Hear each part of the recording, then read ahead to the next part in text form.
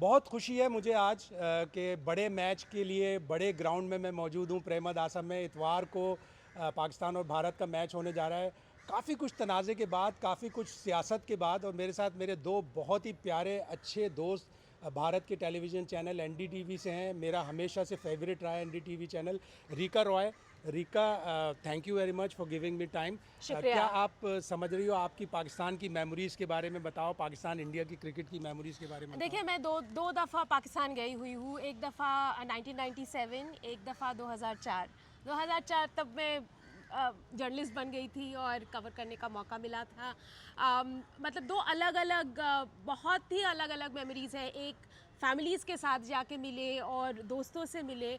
2004 बहुत सारे जर्नलिस्ट दोस्त बन गए और बहुत सारे शहरों में जाने का मौका मिला। लेकिन जब हम गए, हमें लगा कि भारत से बाहर नहीं आए हैं। हालांकि जो हॉस्पिटैलिटी हमें मिली, वो हॉस्पिटैलिटी घर में नहीं मिलता है, क्योंकि घर में तो हम अलग से घर की मुर्गी ट्रीटेड दाल नहीं, बराबर। घर की मुर्गी दाल बराबर, और घर में तो अलग से ट्रीटेड नहीं होते हैं ना। वहाँ से जब गए, जो जिस तरह की जेनरॉसिटी हमने देखी और जिस तरह से लोगों ने हमारे साथ बिहेव किया, I was really blown. And मैं दोबारा पाकिस्तान डेफिनेटली वापस जाना चाहती हूँ और चाहती हूँ लोगों से मिलने के लिए, जानने के लिए। All the more, I mean there is always so much about Pakistan. Pakistani authors को हम पढ़ते हैं, टीवी सीरीज़ हम देखते हैं। There is just so much happening between India and Pakistan culturally. But when it comes to cricket, हम पता नहीं क्यों अटक जाते हैं, क्यों नहीं हम अपने क्रिकेटिंग रिलेशंस इंप्रूव कर पाते हैं, बायलैटरल्स कर पाते हैं। I don't know, but as a journalist I really would want to see that हमारे बायलैटरल्स रिज्यूम हो। और 2007 में लास्ट टाइम जब, I still remember the Calcutta test, जब पाकिस्तान टीम वहाँ पे गए हुए थे। I hope that something like that happen again. इंशाल्लाह होगा। अभी जो मैच से पहले इतने पॉलिटिक्स हुई, सियासत हुई, नहीं होगा होगा, ये सारा सब कुछ, उसको कैसे देखा और उससे क्या बिल्डअप खराब हुआ? बहुत स्ट्रेस था। एज ए जर्नलिस्ट, आपको भी पता है शाहिद भाई, मैं आपको मैसेजेस करती रही, मैं सारे जो हमारे दोस्त क्रॉस द बॉर्डर्स, उनसे बात करती रही कि क्या हो रहा है, आखिरकार होगा क्या। तो सब मतलब बहुत ज़्यादा अनसर्टेनिटी के स्पेल से गुजरे। 4 जनवरी से लेके मेरे ख्याल से 9 फरवरी तक हर दिन हमारा ये स्ट्रेस चलता रहा। होगा नहीं होगा। सिर्फ पॉलिटिशियंस को स्ट्रेस नहीं होता है, जर्नलिस्ट को भी होता है, उनको समझना चाहिए। ऑन द फील्ड क्या समझ रही है? इंडिया क्लियरली फेवरेट है, बड़ी अच्छी टीम है, हम 7-1 पीछे हैं T20 वर्ल्ड कप में, लेकिन इस पाकिस्तान टीम में कॉन्फिडेंस नज़र आ रहा है? कॉन्फिडेंस तो नज़र आ रहा है। ये बहुत अच्छे प्लेयर्स हैं सारे, जो है वो मजे हुए खिलाड़ी हैं। अब देखना पड़ेगा कि इंडिया के अगेंस्ट में जो प्रेशर बिल्ड करता है, ये प्रेमदासा स्टेडियम में इतने सारे लोग आएंगे, जो प्रेशर तब बिल्ड होगा। मेरे ख्याल से ज़्यादातर इंडियन फैंस रहेंगे, पाकिस्तानी फैंस कुछ रहेंगे, but majority will be Indian fans, जितना मुझे पता है उन्होंने टिकट्स ली है।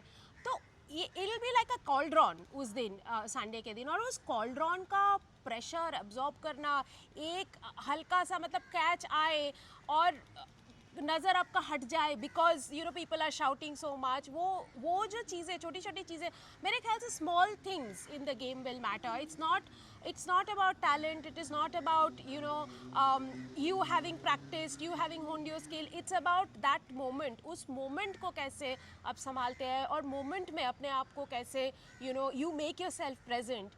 I think that will make the difference between the two teams. बहुत पाकिस्तान की टीम में कॉन्फिडेंस नज़र आ रहा है। विमल, हमारे दोस्त, आपने एशिया कप कवर किया, और एशिया कप के बाद आप क्या समझते हैं कि कुछ चेंज आएगा पाकिस्तान टीम में इस इतवार को? देखिए, चेंज आ सकता है, क्योंकि जो उस्मान तारिक, हालांकि उनको लेके पाकिस्तान में ही काफ़ी सारे उनके एक्शंस को लेकर सवाल उठे हैं, और वो इसको रिलीज़ कर रहे हैं कि उनके बारे में बात हो रही है। उस्मान के बारे में मैंने जितना सुना है, वो इसको उनको इस तरीके से ले रहे हैं कि उनके बारे में बात हो रही है, तो वो मतलब उनमें दम है और वो दम दिखाने।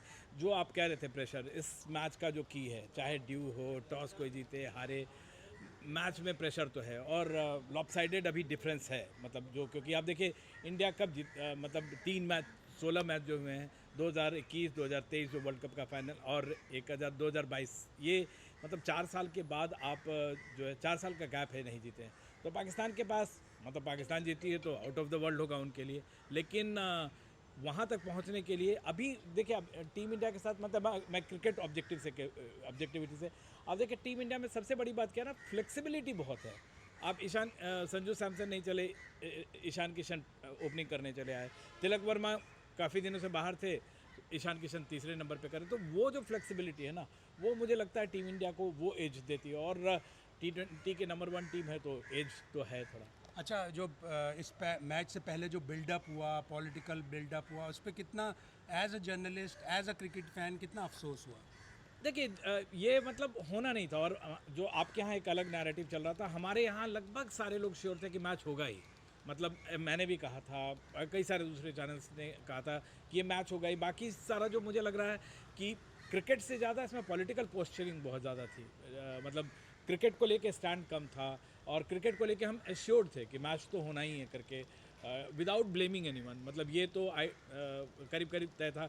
बहुत सारे स्टेक होल्डर्स हैं, ऐसा नहीं है कि मतलब केवल एक का नुकसान हो रहा। तो ये सारी बातें थी, इसलिए मैं श्योर तो था। मतलब लेकिन अब ये मतलब स्पोर्ट्स में कहते हैं ना, हमारे यहाँ अभिनव बिंद्रा जो गोल्ड मेडलिस्ट हैं ओलंपिक्स के, वो कहते हैं कि स्पोर्ट्स ही एक ऐसी चीज़ है जिसकी स्क्रिप्ट आप पहले नहीं लिख सकते। तो वो चीज़ तो था ही। बहुत बहुत शुक्रिया रीका, बहुत बहुत शुक्रिया विमल। क्रिकेट होती रहे, चाहे जितनी भी पॉलिटिक्स हो, लेकिन मैन टू मैन लोगों के साथ जितना, फैंस के साथ जितना, जर्नलिस्ट के साथ मोहब्बत और प्यार का रिश्ता है, वो हमेशा कायम रहता है और हमेशा कायम रहेगा भी। Thank you so much.